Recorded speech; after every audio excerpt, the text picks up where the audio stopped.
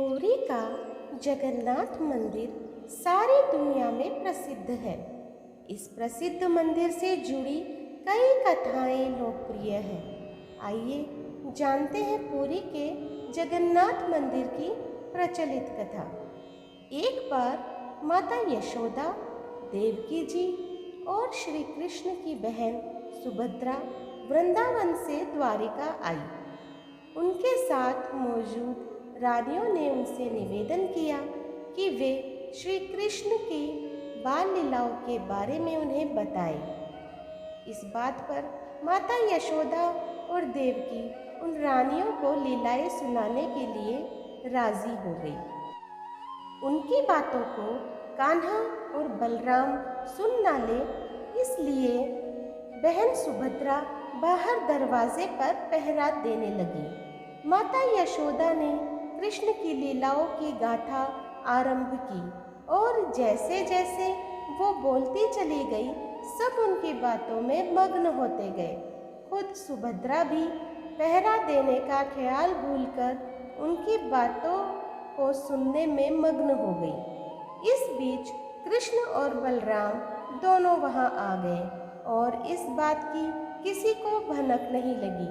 सुभद्रा भी इतनी मगन थी कि उन्हें पता ही नहीं चला कि कान्हा और बलराम कब वहां आ गए।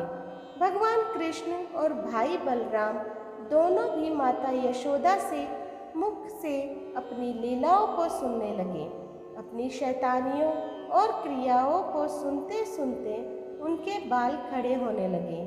आश्चर्य की वजह से आंखें बड़ी हो गई और मुंह खुला रह गया। वहीं खुद सुभद्रा भी इतनी मंत्र मुग्ध हो गई कि प्रेम भाव में पिघलने लगी। इसी कारण है कि जगन्नाथ मंदिर में उनका कद सबसे छोटा है। सभी कृष्ण जी की लीलाओं को सुन रहे थे कि इसी बीच वहां नारद जी आ गए। नारद जी सबके हाव भाव देखने लगे और सबको एहसास हुआ कि कोई आ गया है।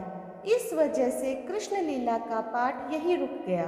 नारद जी के कृष्ण जी के उस मन को मोह लेने वाले अवतार को देखकर कहा कि वाह प्रभु, आप कितने सुंदर लग रहे हैं। आप इस रूप में अवतार कब लेंगे? उस वक्त कृष्ण जी ने कहा कि वह कलयुग में ऐसा अवतार लेंगे।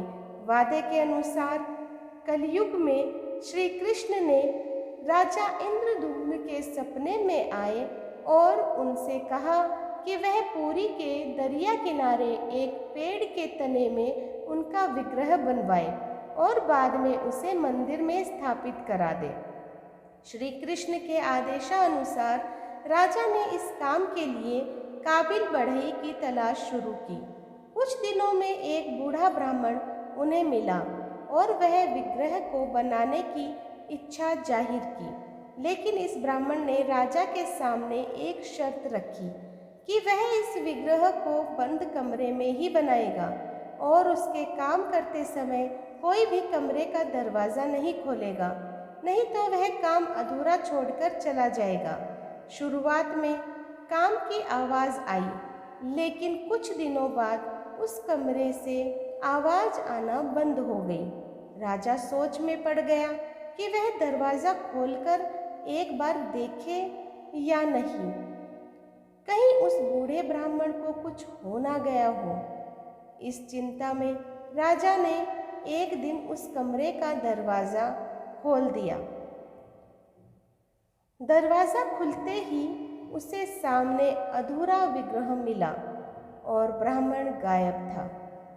तब उसे एहसास हुआ कि ब्राह्मण और कोई नहीं बल्कि खुद विश्वकर्मा थे।